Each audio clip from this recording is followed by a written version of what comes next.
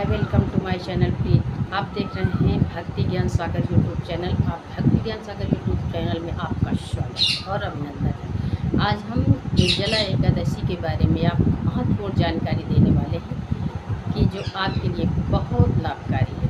और आइए हम ज़्यादा न समय लेते हुए आगे चर्चा को आरंभ करते हैं और आइए देखते हैं। तो निर्जला एकादशी के बारे में हम बहुत महत्वपूर्ण जानकारी ये देने वाले हैं कि ये सबसे श्रेष्ठ और सबसे पावन साल में जो एकादशियाँ होती हैं वो सबसे श्रेष्ठ एकादशी निर्जला एकादशी होती है, जो हमारे जीवन को उजागर कर देती है और हमें सही दिशा सही निर्देश देती है। और निर्जला एकादशी इसका जो है महत्व हम आपको समझाते हैं। एकादशी का सभी एकादशियों में सबसे श्रेष्ठ और कठिन माना जाता है। ये सबसे कठिन एकादशी होती है। निर्जला का अर्थ यह बिना जल, मतलब कि जल भी नहीं लेना, बिना जल पिए ही इस व्रत को किया जाता है। इस दिन भगवान विष्णु की पूजा की जाती है और श्रद्धालु अन्न क्षेत्र तथा जल का त्याग कर देते हैं, व्रत रखते हैं। शास्त्रों के कहा गया है, जो श्रद्धा से निर्जल एकादशी का व्रत करता है उसे वर्ष भर की 26 एकादशियों के व्रत का सम्मान पुण्य प्राप्त होता है, सम्मान प्राप्त होता है पुण्य, जो कि माना जाता है कि सभी एकादशियों में बराबर का पुण्य प्राप्त होता है। लेकिन निर्जला एकादशी चातुर्मास में जो 2 एकादशियाँ पड़ती हैं अधिक मास में, तो ऐसे तो हमें 24 एकादशियों का पुण्य प्राप्त होता है, लेकिन जो ये निर्जला व्रत को करता है उसको 26 एकादशियों का पुण्य प्राप्त होता है। इसलिए ये बहुत कठिन है और कठिन कुछ भी नहीं। अगर अपने मन में विश्वास ठान लेते हैं तो कठिन कुछ भी नहीं। अब आगे हम आपको थोड़ी सी इसकी कथा के बारे में जानकारी देते हैं कि ये क्यों कठिन है। कहते हैं महाभारत काल में पांडवों को सभी एकादशी का व्रत रखते थे, लेकिन भीम को अधिक भूख लगती थी, वो व्रत नहीं कर पाते थे।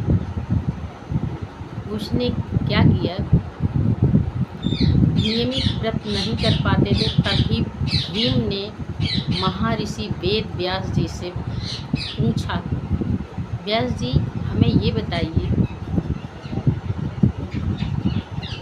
यदि तुम वर्ष मैं क्या करूं?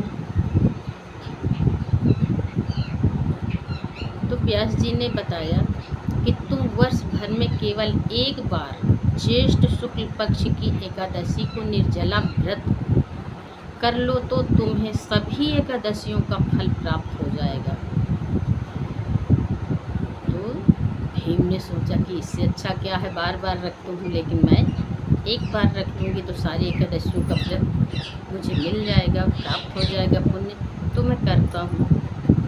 भीम ने ऐसा ही किया और तभी से यह भीमसेन एकादशी, पांडव एकादशी, निर्जला एकादशी इनके नाम से कहलाने लगी।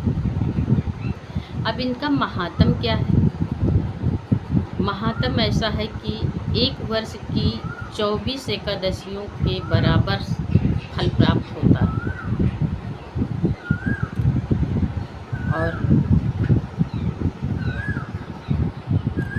जो 24 मतलब कि जब हम साल भर में एकादशी 24 एकादशी रखते हैं तो बराबर फल प्राप्त होता है। अगर हम साल में एक बार निर्जला एकादशी रख लेते हैं तो उनके बराबर निर्जला एकादशी एक बार रहने से ही उनके इतना फल प्राप्त होता है।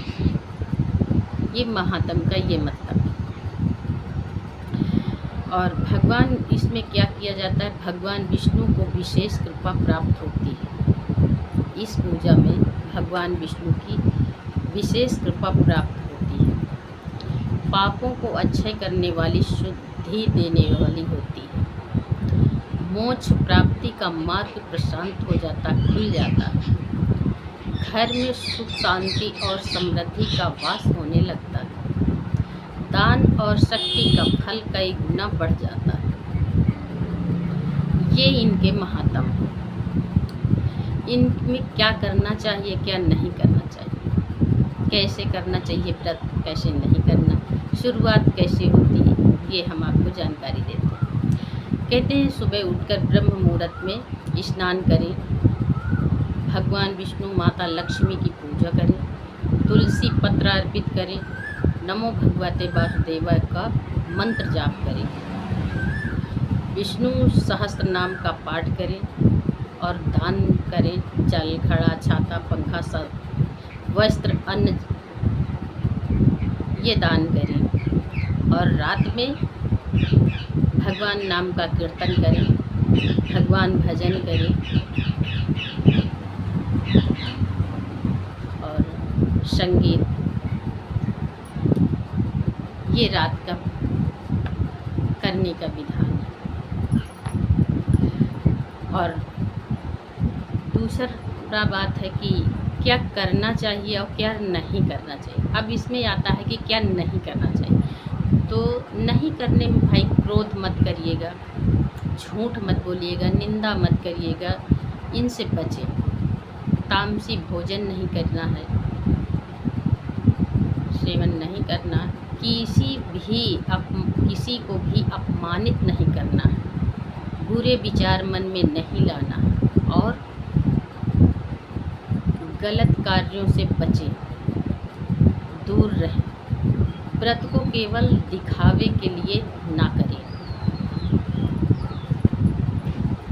जो व्रत नाम का है कि हम व्रत करते हैं और लेते रहते हैं, तो प्लीज़ अब दिखाए मत करें। अब दान का महात्म क्या है। देखो, गर्मी का मौसम होता है तो पानी का भरा घड़ा आप दान कर सकते हैं, पंखा दान कर सकते हैं, छाता दान कर सकते हैं, वस्त्र फल दान कर सकते हैं। ये शास्त्रों में सब दिखाया गया है और बताया गया है। मेरी वीडियो में जो है वो सब शास्त्र के अनुसार बनी है। और अन्नदान को अत्यंत महत्व दिया गया, शुभ माना गया। बताया गया है कि गर्मी में मौसम में प्यासे को पानी पिलाना बहुत पुण्य का काम होता है। जल पिलाना भी बहुत पुण्यकारी माना जाता है। और अब देखिए क्या आध्यात्मिक रहस्य क्या है, जो हमारे आध्यात्मिक मन की इंद्रियों को आध्यात्म करते हैं। वो क्या, ओम नमो भगवते। ये केवल भूखे प्यासे रहने से नहीं होता है या भूखे प्यासे रहेंगे तो हमारा व्रत पूरा हो गया। तो भूखे प्यासे रहने का मतलब ये नहीं होता। इसका वास्तविक ये उद्देश्य ये होता है कि हमारे अंदर 5 तत्व होते हैं, पांचों को हमें केंद्रित करना होता है। जब हमारे पांचों केंद्रित हो जाते हैं तो हमें दुनिया से कोई लेना देना नहीं होता। और ये इंद्रियां पर निरंतर मन की शुद्ध और भगवान विष्णु की पूर्ण समर्पण होना चाहिए। ये नहीं कि हम चाय चुगली में रहें, पूर्ण समर्पण होना चाहिए। जब मनुष्य अपनी इच्छाओं पर विजय प्राप्त कर लेता है तभी वह सच्चा और धार्मिक भक्ति के मार्ग पर आगे बढ़ता रहता है, उसको कोई पीछे नहीं करेगा। यही और हम यही आशा करते हैं कि आप भी ऐसा ही करें। और ये निर्जला एकादशी हाथ का मौका जाने न दें और ज़रूर करें अपने घर परिवार सुख समृद्धि के लिए। और एक दिन अगर हम नहीं खाए पिएंगे तो हमारी कोई वो नहीं हो जाएगी कि हमारी गम निकल जाएगी। कहते हैं भगवान पर भरोसा रखो तो सब कुछ हो जाता है। अरे जब भीम इतना भूखे रहने वाला भी कर लिया है तो हम क्या चीज़, हम तो दिन दिन भर काम करने वाले हैं, मजदूरी करने वाले। हमको तो एक दिन नहीं खाएंगे तो कुछ नहीं होगा। तो यही हमारी एकादशी की महत्वपूर्ण जानकारी थी। सत्य और सनातन को जोड़कर चलने वाली, जिंदा रखने वाली। राम राम, जय श्री राम, जय कृष्णा। और हम ज़्यादा आगे अब ना बढ़ाते हुए आपको सभी को ये जानकारी दी। अगर ये जानकारी हमारी आपको अच्छी लगी तो आप लाइक कीजिए, कमेंट कीजिए और ज़्यादा से ज़्यादा वीडियो को शेयर कीजिए, जिससे कि आपके साथ साथ दूसरा भी लाभान्वित हो और उसको भी जानकारी मिले एकादशी के बारे में। तो मिलते हैं नेक्स्ट वीडियो में।